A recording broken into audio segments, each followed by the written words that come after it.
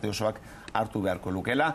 Batek baino gehiago hor ikusi du Ezker Abertzaleak berriki egindako proposamenaren aurreko edo aurrez aurreko proposamena gogoratu orduko hartan esaten zela presoek onartu egin behar zutela eragindako mina eta banakakoa gizabanakakoa izan beharko zukela irten bideak orain irtenbide kolektiboa da gutun honetan proposatzen dena. Zein da zuen lehendabiziko hausnarketa? Eguzki. Esanguratsua da, Filip Bidar gogoratu behar da, iparretarrakeko burua izan zela, kartzelan 17 urte baino gehiago pasatu zituen, eta oso figura ezaguna da, besteak beste iparraldean, ez? Eta berak hori esan izana ez da kasualitatea nire ustez. Hori lotuko nuke iparraldean egon den debatearen inguruan eta akordioaren inguruan, bakegintzari dagokionez, bai politika penitenziarioaren mailan, bai presoen bergizateratzeari dagokionez, non ikusi den eragile ezberdinak, izan daitezela abertzaleak, izan daitezela zentristak, alderdi sozialisteko kideak, ekologistak eta bar, adostasun batera iritsi diren azken finean, oso aldarrikapen aurreratuen inguruan. Hegoaldean oraindik puntu horretara ez dira iritsi. Eta zentzu horretan, iparraldetik edo iparraldeko ordezkari nagusi bat bertan izatea, nire ustez, ez da kasualidadea, zeren debateak ez dira termino beretan planteatzen nahi naiz iparraldean eta Euskal Herriari dagokionez. Gero testua bera irakurri egin dut eta oso deigarri egin zait erabiltzen den terminologia. Terminologia da 80. hamarkadako terminologia bat. Iraultza erabiltzen da, askapen nazionala eta soziala, alegia, badaude hainbat termino oso lotuak dauden garai hartara, ez? Baina horrek ez dukentzen eskutitz horrek funtsean debate nagusi bat planteatzen duena. Eta da, orain arte, hainbat sektoretatik eskatu zaie etako presoei, bazken finean legea errespetatzea eta legeak aurre ikusten zituen hainbat bide jorratzea, pentsatuz legea errespetatzea nahiko izango zela presoak atera daitezen. Zertatu da, hainbat eskaera izan dira adibidez presoak Euskal Herrira hurbiltzeko, edota Argala komandoaren kasuan, Jon Parot edo Txistorberak egin dituzte eskaerak, laugarren eskaera da 25 urte preso izan ostean, eta behin eta berriro ezezko ematen diote, naiz eta legeak aurre ikusten dituen baldintza guztiak bete. Orduan, hori ikusirik, eskutitzorrek planteatzen ditu hainbat erronka eta galdera. Alegia, Ezker Abertzaleak eta presoak uko egin behar diote amnistia eskatzeari. Kontutan izanik bere historian eta ideologian eta helburu nagusietariko bat hori dela. Eta bigarren puntua izango litzateke, horrek ze bideragarritasun dauka. Alegia, ze posibilitate daude epe motzala ertainean gutxienez hori lortu alizateko. Fermin. Bai, aspaldi entzun gabeko hitza, ez amnistia esan dut, aldarrikapena eta garai bateko manifestazioan, guztiok gogoratzen dugu, hori oihukatzen zela eta bar. Amnistia eskatzetik Euskal Presoak Euskal Herrira eskatzera pasa izan da, ez edo etxera. Hori da, ikusirik gainera, hori ezin dugu antzi, orain dela 3 urte zorionez eta esan zuela, armak utziko ditut, edo ez dut atentaturik eginen, pentsazitekeen, neurriren bat ardezakenak hartuko zuela. Baina ikusi dugu, azken 3 urteotan, Madrilgo gobernuak ez duela, inondikan ere, neurririk hartzeko gogorik. Eta gainera behin eta berriro esaten dute, eta harro esaten dute, eta agian elektoralki esan dezagun kaltegarria izanen delako, hori badakite, pedagogiarik ez dutelako egin, eta orduan, gobernuak lege barrenean mugitzeko aukerarik baldin bazuen, eskatzea libera da, eta dena eska daiteke, eta baina nik uste dut, oinak lurrean jarririk amnistia eskatzeak ez duela zentzu handirik, alde hortatik Madrilgo gobernuaren esku dagoelako hori eta Madrilgo gobernuak ez duelako muitzeko asmorik eta are gutxiago olako neurri bat hartzeko gogorik. Asier. Presoen inguruan dagoen logika da irabazle galtzaile logika eta galdu egin dunez gerra, erabat gainez, inolako errendizio negoziaketari gabe, presoik gelditzen zaien bidea, bide xidor oso mehar bat. Baina hortik aratago nik uste gutun honek mahaigaineratzen duena da Ezker Abertzaleak izan duen estrategiaren inguruko kritika bat. Amnistia aldarrikatzea, edonork aldarrikatu ezeke, bere eskubidea da, beste gauza da, errealitatea zen da, Ferminek aipatu duen bezala errealitatearekin ez da oso ondo lotzen momentuntan, hori garbi dago. Baina honekin baina kontua da, Ezker Abertzaleak azkeneko urtetan, nabarmen hartu duen joera dela, ardura kolektiboak zirenak individualizatu. Hau da, badirudi, preso dauden pertsona hauek batzuk erailketaren gatik eta, egun batetan hartu zituztela armak, erailtzutela, eta horren atzen ez zegoela iaia kolektiborik. Eta, klaro, horregatik, hain zuzen ere, gutun horretan esaten dena da, proiektu kolektibo baten izenean ari zirela. Eta proiektu kolektibo horretan jende batek armak hartu zituen, eta beste jende batek, ez zituen armak hartu, baina sustatu zituen horrelako borrokak. Zaila da, hori mai gaineratzea, baina nik bai pentsatzen dutela ezker abertzaleari bai tokatzen zaiola, kolektiboki, autokritika bat egitea egin duenaren guztiaz, eta ez nolabait ere individualizatzea kolektibo horrek eduki dituen akatsak. Hala ere, Bidartek ukatu egin du halako kritikarik dagoeniko eta aportazio bezala zeratu du, mai gaineratu du eta plazaratu du, neraien egutuna. Bai, despolitizazio hitza behin eta berriro errepikatzen da, termino horretan. Alegia, hor badago nahi bat bakegintza eta aldarrikapen nazionala berriz ere uztartzeko. Bake prozesua oinarrituta zegoen preseski bi dimentsioak banatzean. Hori, aneoetako mailaz geroztik, alegia pasaduren alde batetik, eta gobernuak negoziatu behar zituzten gatazkaren ondorioak, eta beste aldetik negoziaketa politikoa alderdien eginkizuna izango litzatekena. Hor, azpimarratzen da, eta kritikatu egiten da, preseski presoen egoeraren despolitizazio dira, ez? Eta horren atzean dago ideia da berriz ere bi logika horiek, bi dimentsio horiek uztartzeko nahia maila handi batean. Irtenbide kolektiboa, nik uste, eta gainez, momentu batetan gutunean esatute, irtenbide kolektibo bat egon alizateko politizatu egin behar da. Eta ezker abertzale egiten nahi dena da, despolitizatu, horregatik esatek individualizatzearena, hori preso horren arazoa da, eta guk preso horren eskubideak, giza eskubideak defendatuko ditugu. Baina, erabat, deskontekstualizatuta politikaz. Oso kurioso da, ematen du momentu batzutan, ezker abertzaleak egiten duna da, iaia, ez du egiten, baina iaia ematen du, ukatzen nahi dela, hemen indarkeria politikoa egon dela, arazo politikoa dagoelako. Eta hain zuzen ere hori aldarrikatzea dator gutun hori, eta esaten dute, irtenbide bat egon behar baldin bada amnistia terminotan, hori izango da politizatu egiten dalako, eta era kolektibo batetan tratatzen dalako. Beste gauza da, nik pentsatetena da hori, naiz eta horrela egin jakin badakigula amnistia bat ez dela izango. Bai, baina izate, bide erdian kokatu daiteke justizia transizionala. Alegia, esatea, eta azken ebazpen judizialak ere bide horretatik doaz. Esatea... Kolombian oraintxe bertan bolo-bolo da bilen... Hori da, ez? Eta da esatea, bueno, marko juridikoa da dana, bai konstituzioa, bai autonomistatutoa, eta bai legedia, besteak beste politika penitentziare finkatzen duena, baina kontutan izanik testu inguru berri batean gaudela eta bakea indartzeko, sustatzeko eta elkarbizitza bermatzeko helburuarekin, egiten dena da aplikapen malgu bat. Legedi horrena. Eta adibidez, erabat egin daiteke politika penitentziarioan legearen koma bat aldatu gabe ere, adibidez, presoak Euskal Herriratzea. Gaixorik dauden presoak, askatzea, adin batera iritsi diren presoak, askatzea, alegia, legearen baitan, eta hori pepek egin zezaken aukera hori. Esan ez, bueno, errealidadea aldatu da, legea ez dugu aldatu, eta egiten duguna da, legearen aplikapen huts bat. Hori egin zezaken, baina ez du aukera hori egin. PPren estrategia izan da posizionamentu oso gogorrarena eta oso jarrera intransigentearena eta oso posizionamentu gogorrarena. Eta horrek eragiten du, egoera batera iristen gerara, non, hasierak esaten zuen bezala, irabazle, galtzaile logika hori behin eta berriro azpimarratu nahi da. Zer gertatzen da, zuk zure kakotxen artean etxaia humiliatzen baduzu, horrek sortzen ditu baldintzak urrengo generazioetan ere gatazkak forma batean edo bestean berriz ere sortu edo errepikatu daitezen. Marc Ferro da historialari frantses bat, zeinek liburu batean aztertzen zuen humiliazioak ze funtzio zaukan munduan zer gertatzen diren gatazketan. Estrategia bezala. Ez, fenomeno bezala. Alegia gobernu batek edo estadu batek erabakitzen duelarik erakunde bat, mugimendu bat, herri bat humiliatzea, horrek epe ertain edo luzera emaitza ezkorrak sortzen ditu.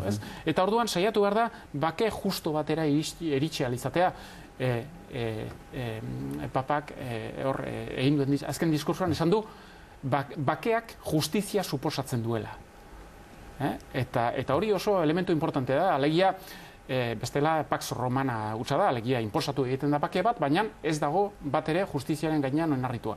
Nahi bada bakea sendoa izan dadin eta urrengo generazioei begira benetako esanahi bat eduki dezan, suposatzen da azken finean ez dela aurkariaren humiliazioa bilatu behar, baizik eta saiatu behar dela justizian oinarritutako bake bat sortzea. Gutun honetan oinarrituta ikusten duzu ezker abertzalearen baitan inolako eztabaidarik kontutan edukita pragmatismoaren alde besteak beste eta agian lortu ez dituen helburu batzuk bilatzen ezker abertzaleak aspalditxo ziaboga joa duela, ez da? Nik uste ziaboga eman da okala eta gutun honek ez diola pentsaraziko estrategia berri bat, hori garbi daukat. Borroka da erabat instituzionala, eta alde horretatik badakite Madril itxita dagoela edozen irtenbide eskaintzeko garaian, seguruenik batzuk izango zituzten esperientza batzuk gobernu aldaketan Madrilen, baina gero orain badirudi gero ez da zailagoa dela gobernu aldaketa hori Madrilen. Ze egongo baldin bada gobernu aldaketaren bat, akaso izango da PP sartzen dako gobernua Ciudadanosekin. Orduan ez dakit horrek gauzak lagundu edo okerragotu ditzazken.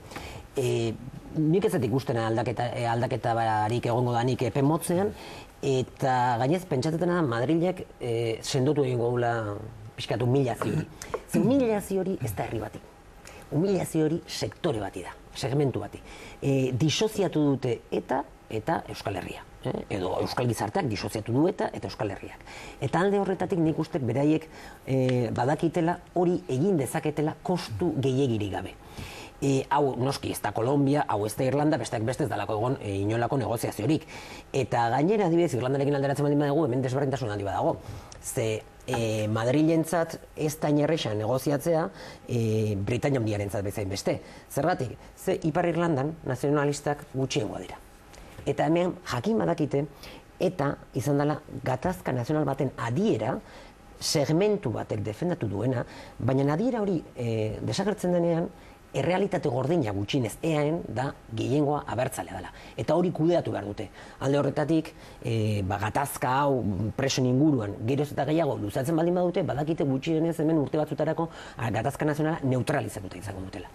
Eta gero nik uste dut, badakitela oro har gizartean etarena amaitu dela. Esan nahi dut, ez da kezka nagusia, eta dudari gabe ez da amaitutako kontua, eta batez ere presoak daudelako eta bar. Baina jende gehienaren nik uste dut, orain dela 3 urte amaitutako arazoa dela galdetu jendeari ze pensatzen dut, eta dudari gabe presoen inguruan mugitzen den jendearentzat eta biktimentzat ere.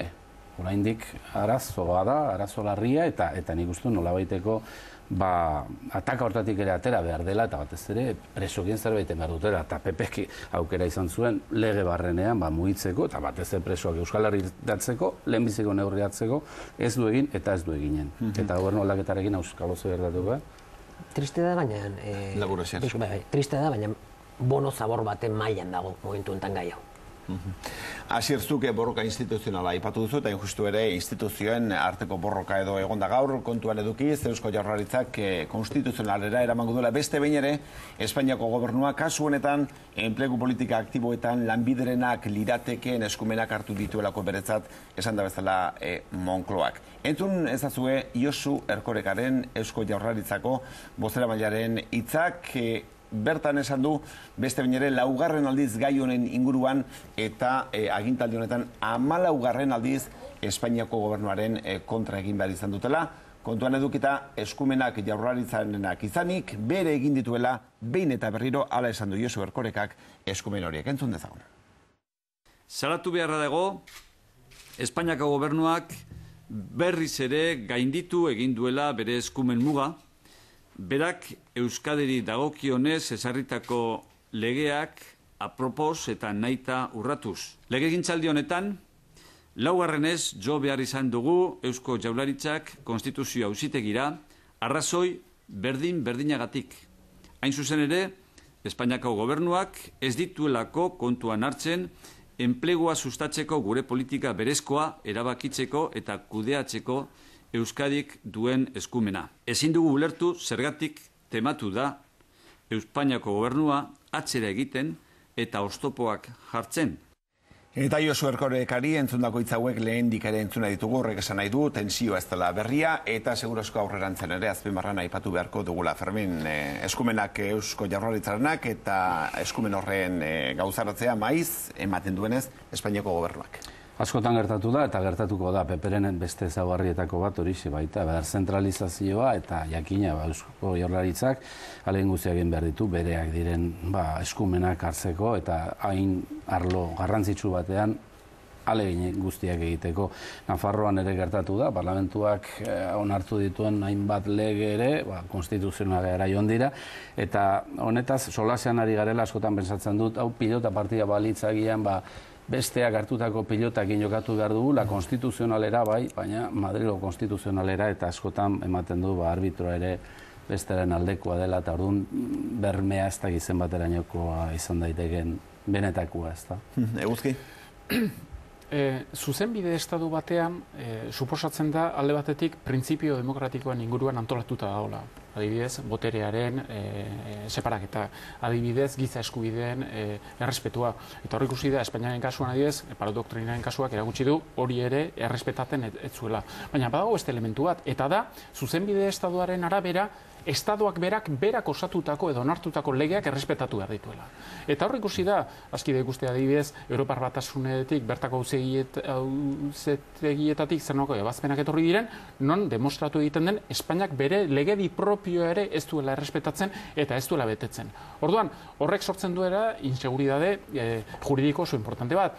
Eta horri lotuta, bigarren elementua da, berzentralizazio prozesua. Alegia, Rajoy berriz ere gobernuara iritsi zenetik, azken 3 urteetan, eta ez da ez Nafarroaren, ez Hego Euskal Herriaren kasua soilik, baizik eta Katalunian antzeko zer gertatzen da, ikusten da, Estadoak onartu egiten dituela oso eremu ezberdinetan, LOMCE edukazioari dagokionez, kopagoa osasungintzan, administrazio lokalaren legea ikusten da, segurtasun legea ere, eta kasu honetan ere ikusten da, kompetentzia inbasio bat badagola eta oso fenomeno orokorra eta sistematikoa dela. Orduan, horrek indefinizio juridiko bat sortu egiten du, zeren printzipioz, orain Eusko Jaurlaritzak daukan posibilitate bakarra da, Tribunal Konstituzionalera jotzea, konsideratzen baitu kompetentzia inbasioa dagoela. Zer gertatzen da, Tribunal Konstituzionaleko kideak, PSOEk eta PPek izendatutakoak dira. Eta lehen aipatu dudan bezala, botere banaketa oso gutxi dago, eta ikusten da, Tribunal Konstituzionale ebazpenak eta Tribunal Gorenarenak politizazio maila oso altua daukatela. Orduan, planteatzen den galdera da, zein da Eusko Jaurlaritzak daukan soluzioa? Ados, rekurritu egingo du Tribunal Konstituzionalera.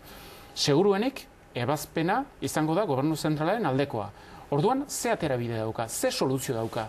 Momentuz, agertu den soluzio bakarra da, Europara jotzea. Baina horrek denbora eskatzen du. Besterik ikusten duzuzuk, Eguzki? Hori da bide juridikoa. Urrengo urratsa izango litzateke Europako auzitegitara jotzea. Beste bidea politikoa izango litzateke. Alegia berriz ere indar harreman politiko bat sortzea Eusko Jaurlaritza eta Gobernu Zentralaren artean. Katalunian aukera hori egin dute. Esanez, guk bide legala jarraitu egin dugu eta ez dago posibilitaterik estatut berri bat onartzeko eta martxan jartzeko. Orduan, erabakia izan da, legetik joatea eta indarreman politiko bat sortzea. Eta hori izan daiteke soluzio bat. Kontua da, momentuz, ez du dala ikusten Eusko Jaurlaritza bide hori jorratzen eta borontate horrekin. Asier? Baina ez, okerrez palmanez dago seguro, Eguzki, baina Europa ez da instantzia. Zau da, kompetentzien arteko talka bat, eta horretan ez da sartzen, Europar auzitegia. Orduan alde horretatik, dagoen ibilbidea da konstituzionalaren arte, eta kitxo, ez dago besteik. Orduan, dagoen alternatiba da Eguzkik aipatu duena. Tenkatzea politikoki, eta botere oreka berri baten bitartez gauzak aldatu ahal izatea. Ze azken batetan ikusikuna da Estatu Espainiarrean Aznarren garaitik gaur egunera arte, geroz eta autonomia gutxiago dute erkidego autonomek. Desberdindu behar da autonomia eta deszentralizazioa. Deszentralizazioan aurrera pauso handia emadia. Deszentralizazioa zer da azken batetan, gure egunerokotasunean gauzak egiten ditugu Euskal Administrazioan, Nafarro Administrazioan edo Foru Aldundietan. Eta ia da, apenas ikusten dugu Espainiako gobernua. Zerbitzuak ematen dizkigute bertako erakundeek. Bale, hori bai, baina nork hartzen ditu erabakiak zerbitzu horien gainean? Kasu gehienetan, geroz da gehiago hartzen ditu Madrilek. Oinarrizko lege asko egin dira Aznarren garaitik gaur egunera arte. Adibide txiki bat jarrita, adibidez, hezkuntza kurrikulumean, Aznarrek igozun 1,55 estatuaren partaietza. Momentu entaia 1,65 dago beharte legearekin. Eta hori gertatu da arlo desberdinetan. Hori legalki egin dute. Horrez gain, nik uste ez dana legala, oraintxe bertan auzitegi konstituzionala eman duten neurri hau bezalaxe, egiten ari dira ere bai. Hau da, nekarazten ari dira Euskal Gobernua eta oro har zenbait autonomia erkidegotako gobernuak. Nola? Ba, kompetentzien inbasioarekin, eta zuk beti era reaktiboan egin behar da auzitegi konstituzionalera jun. Batzutan arrazoi eman diezazuke. Bai, batzutan oso agerikoa da. Baina, pasatu dituzu, 2-3 urte Madriletik hartutako erabaki horiek implementatzen. Zuk implementatzen dituzu erabaki horiek hemen, eta ja sortzen dute ohitura bat. Eta oso zaila da hori aldatzea bertako legeekin. 4 minutu besterik ez, eguzki 4 minutu besterik ez, eta nahiko nuke utzuko dizut, segundu sortatxoa. Nahiko nuke, hauteskunde kanpainari argazki bilduma bat ateratzea, baina argazki bana ateratzea behintzat, bai, zurekin hasiko gara Fermin, baina eguzki titular moduan, Bai, gogoratu behar da, enplegu politika aktiboak normalean aurreikusita daudela Gernikako estatutoan, 1979an onartutako estatutoan lege organikoa da, Espainiako konstituzioa eta gero datorrena, eta hori aplikatu egin behar da. Zer gertatzen da, hainbat kompetentzia ez direla transferitu, loapak onartu ziren 1984 urtean, eta geroztik ez dira aplikatu.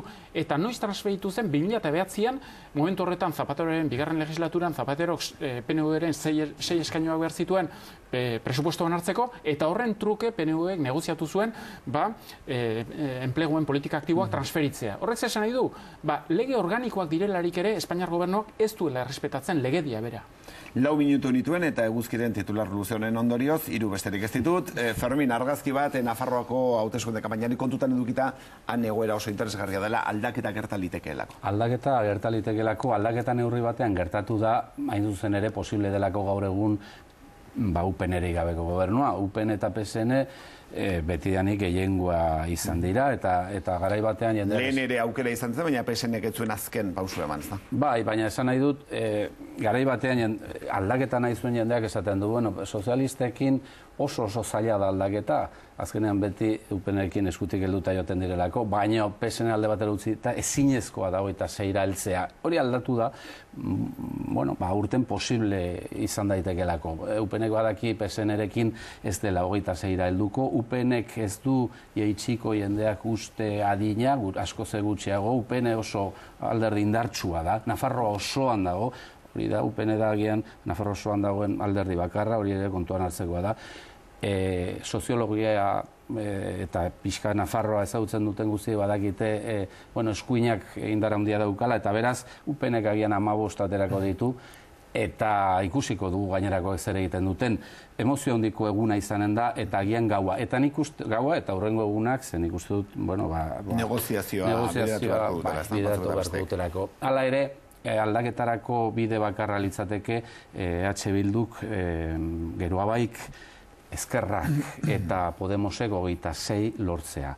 Bestela nik uste dut ezinezkoa izanen dela. Eta bigarren jokaldia, eta nik uste dut EUPN-erentzat interesgarria, PSN-ek ere aipatu dori, urrian berriro egitea, alegia, erakustea jendeari, hauek ez direla gai gobernua osatzeko, eta beraz, nik uste dut, alternatiba nahi duten asko eta asko etxean geratuko liratekeela urrian, eta hori UPN-ek badaki, eta hori ere hor dago, eta lehen gugunean PSN-eko hautagaiak argi eta garbi esan zuen. Orduan, ikusteko dago, emozio handiko gaua izan daiteke, eta ikusiko dugu. Argazkiak neurtzeko unitatea ez da denbora, baina minutu bana ez, minutu bat duzu bion artean alako argazki azkar bat ateratzeko. Gipuzkoan, alderdi biren arteko borroka, alderdi biko sistema dut, EAJ eta EH Bildu. Bizkaian egonkortasuna, eta Araba eri dagokionean interesgarriena, ze hor joko zelaia irekita dago, eta edo nork irabazi dezake. Bai, Nafarroari dagokionez, niri egoera oso interesante iduritzen zait, argi da hona alderdi abertzaleak egin duten apostua izan da, alternantziarena, alegia albezain esfortzu egin, UPN desbangatzeko eta bar. Orain, hori lortzen badute ere, gero gertatuko dena da, koalizio horrek zer egingo duen eta zer nolako politika martxan jarriko dituen. Zen gauza da UPN gobernutik gentzea, eta gero da lau alderdiko koalizio horrek zer nolako politikak martxan jarriko dituen, eta zer nolako adostasunetara iristen da. Euki genitzake 20 minutu, ez da bida honetarako ordu erdia edo 40 minutu, baina beti estu eta larri iristen gara bukarara. Eguzki eskerrik asko, Fermin eskerrik asko, eta gauza berazuri ere hasier segiendo, nahi duzuen arte. Eta maitzera goaz azpimarra gogora ekarriz gaur gauean azpimarra gehiago saioa izango dela Maialen Iriarteren eskutik. Eta bertan Donostiako udalerako hautagaiak izango dutela hemen eztabaida bizilizia, ala espero dugu, gaur gauean ohiko orduan beraz azpimarra gehiago, eta gu azpimarra ohiko azpimarran ez azpimarra arruntean, bihar arratsaldeko 4:00 izango gara berriz ere. Ondo izan, eskerrik asko, zuen arretagatik, aio.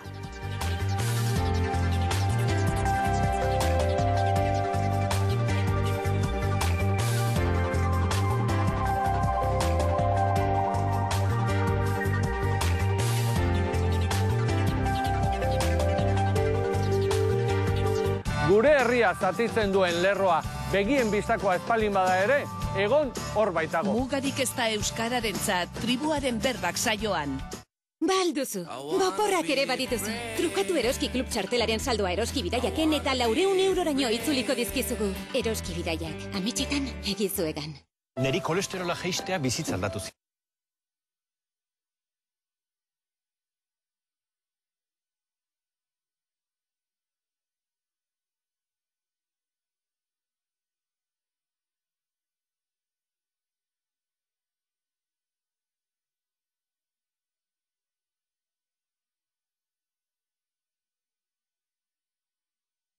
Gehiengoak badaki zer den goiz altxatzea, badaki alegina zer den. Gehiengori izan da krisiaren zama bere gain hartu duena. Eta aurrera ateratzeko borrokatzen den alegin berarekin defendatu behar dira gehiengo horren interesak, egunero. Alderdi Sozialista, gehiengoaren alde lanean. Gure hizkuntza lehena, geurea lehena. Pilpileran egiten dut eta arrakasta ziur. Dena loditua, neska, arraina ekartzen dit freskoa, gure organismoak ez du omega-3 sortzen. Ez da Esan edo ekin. Zer duzu nahiago? Bozkatu EAJ-PNV. Javier Maroto, Luis Egiluz, Miren Albistur, Javier de Andrés, Juan Carlos Cano eta Javier Ruiz zu bezalako hiritarrak dira. Egiten dutena dakitenak. Zurekin eta zuretzat lan egiten dutenak. Toki ezberdinetan ezberdinak garelako. Begirada zabalarekin Euskadi, Espainia eta Europa. Elkarrekin hasteko. Arantza Quiroga naiz. Eman botoa Euskadiko popularrei. Euskal Herria zuzenean. Zuri gehien inporta zaizuna interesgarria delako. Temperatura altuak Euskal Herrian, ura... Divertigarria delako. Bala gitu gure neskai nola deitzen dizuten. Inigo biceps. Euskal Herria zuzenean. Egun bakoitzak berezko istorioak dituelako. Trebezia da eski.